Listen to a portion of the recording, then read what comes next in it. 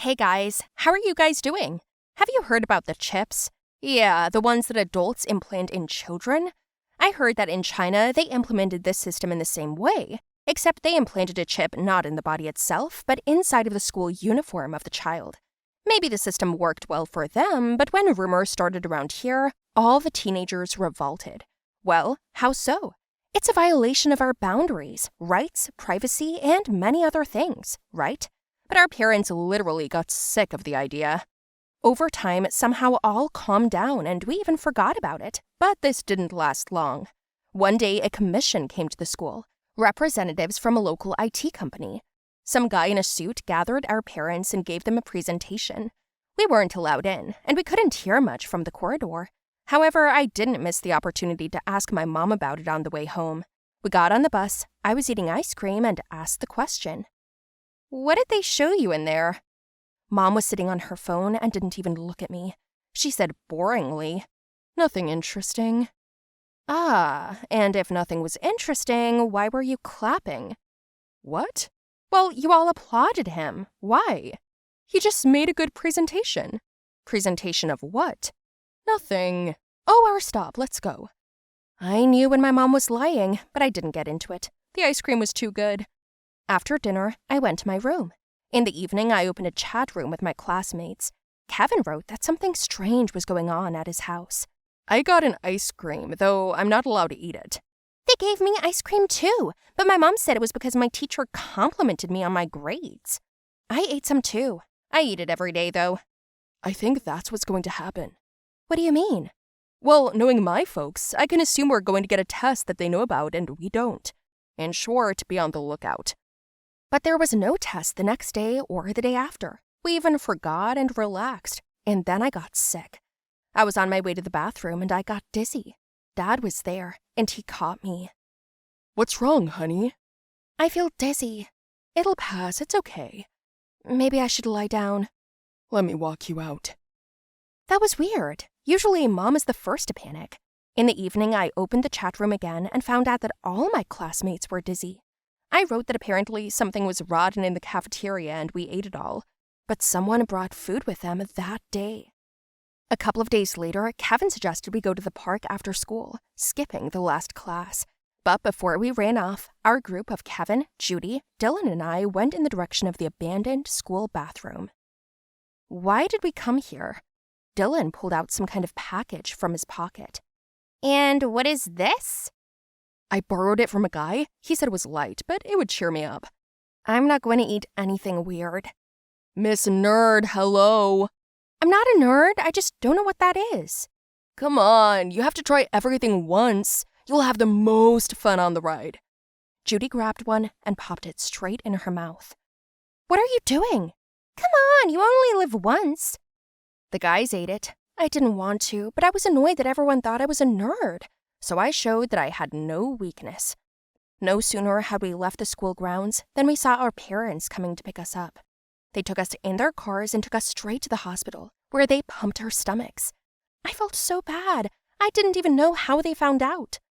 I woke up at home late that night. Mom was sitting there in a bad mood. Mom, what happened? Nothing terrible, fortunately. It didn't have time to happen. Good thing we got a call from the teacher, who noticed you all. I thought to myself, oh shit, I remembered. I was embarrassed. I apologized and promised not to do it again. Judy then came to pick me up that weekend and offered to go shopping and pick out a birthday present for her mom. We'd been out most of the day and happened to meet this guy at a cafe. He was nice. His name was Alex. We just kind of hit it off really fast. He obviously liked me. Judy left us and went home, and Alex gave me a ride home. He was so interesting and handsome. True, he was 25 and I was only 15, but isn't love for all ages? Alex, sitting in his car, made me laugh. We parked not far from my house, and just as he reached out to kiss me, my father knocked on the window. Hey, I'm gonna sue you, okay? Get out, and don't let me see you again. Dad? What? Get out, now! You just met him and you got in his car right away? Dad, it's not what you think. I was scolded and driven home, and only after a while, I had a question. How does my father know his age? And how does he know I just met him? I immediately typed a message in the chat room and went out into the courtyard. Kevin, Judy, and Dylan also told me that their parents had caught them in places, or with people, at the most inopportune times. Don't you think it's really weird? I told you, something's not right here. How do they know everything? It all started when they met that unknown man in the tie. What was his name? I think it was Mr. Liam Tovarg. Give me a minute. I Googled. So. He works for an IT company. They develop chips. What kind of chips? Gosh, have we been chipped? But when? The ice cream. Really? The ice cream, then the dizziness, and then the tracking. It all adds up. Oh shit, that's not healthy. What are we gonna do? I'm certainly not gonna put up with this. Let's set a trap for our parents. I couldn't believe my parents trusted me that little. We went to school, and from then on, we corresponded just in case. We didn't even talk to each other. Instead of going to class, we went somewhere else. Hey, Judy, did you bring the knife with you? I took 2. I've got the pills. I've also got syringes. It was planned. We got to the most isolated corner of the park and just sat there and waited. We chatted according to a prearranged script, and voila! 30 minutes later, our folks came running in. That's when we had a serious conversation, screaming, furious, claiming our rights had been violated and blah blah. Next, we demanded that the chips be taken out. In order to do this, we had to be taken to the same company. The chips were removed painlessly. They just gave us something to drink, and all we had to do was go to the bathroom and take a leak. That was it. But this was done on the condition that we wouldn't divulge the secret to the other children. It wasn't fair, but what could we do? From that day on, our lives got calmer, but we kind of didn't take advantage of it. The pills from Dylan were the first and the last. We didn't do anything illegal. And then, just when we thought our problems were over, something else happened. Dylan suggested that we hold an open class on the top floor of the school. There was an empty office there, and we had to rehearse a theater skit. In the middle of it, we felt a slight vibration. What's going on? I don't know, what do you mean? Really, something's going on. There's some construction going on outside. They're probably doing something there, and we're just feeling it here. It doesn't look like just a construction site. I looked out the window and saw a small, tall structure falling right against our wall. Watch out! I shouted, and then the most horrible thing happened. Our wall was pierced. We flew in different directions. The bar hit the floor and the wall. My shoulder hurt a lot. The guys were out of it too. Coughing, I asked, "Are you guys okay?" "Yeah, just my leg hurts. Damn, I hope it's not broken." "My nose is bleeding. I banged it, but I'm okay."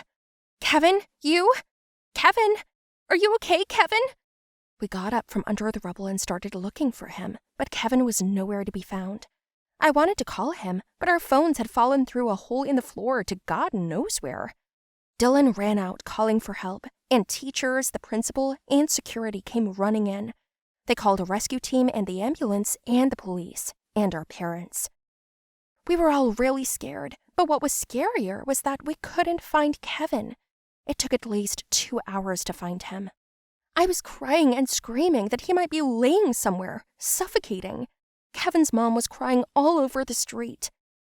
"If we had a chip, we would have found him right away," she screamed. "Why did we listen to you? Why did we listen to you?" And she had a point.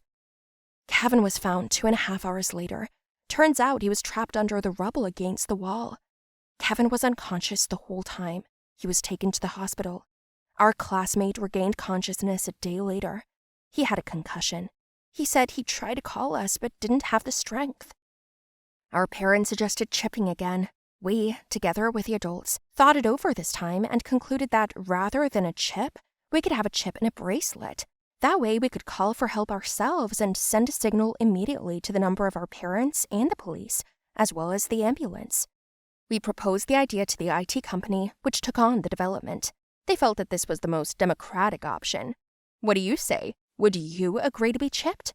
Hello, everyone. My name is Brianna. What? Oh, I'm sorry. I thought I heard what you were thinking. Yes, I can hear thoughts. Can you imagine? This is an incredible thing, and it happened to me very unexpectedly. As it turned out, in theory, Instead of dying, I got this kind of gift. Well, I'll tell you all about it.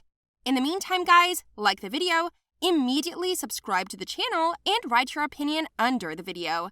I will be interested in reading them. Let's get started. This happened last year when I was returning home with my little brother Tommy after a walk in the park. I promised him I'd give him a ride on the roller coaster just so he wouldn't shoot me at my parents. Small witnessed how a guy came to me late one night and I pretended to go to bed and I walked with him. So he gave me a condition. Either I take him to the park or he tells my parents everything. Well, in general, I began to save money for his slides. Although, to be honest, we had a fun day. I probably haven't been alone with him for a long time. He usually pisses me off with what he puts up with, but that day was different, and Tommy and I talked a lot. I didn't think we'd have anything to talk about before, but it turned out that there was plenty. I even got to know my brother better. After the walk, tired and satisfied, we decided to go eat. Tommy was hungry and we ate burgers on the way. When we were 3 houses away from the house, a dog we didn't know came running out from behind the bushes. It was huge. I shielded my brother, who immediately threw our food to the dog.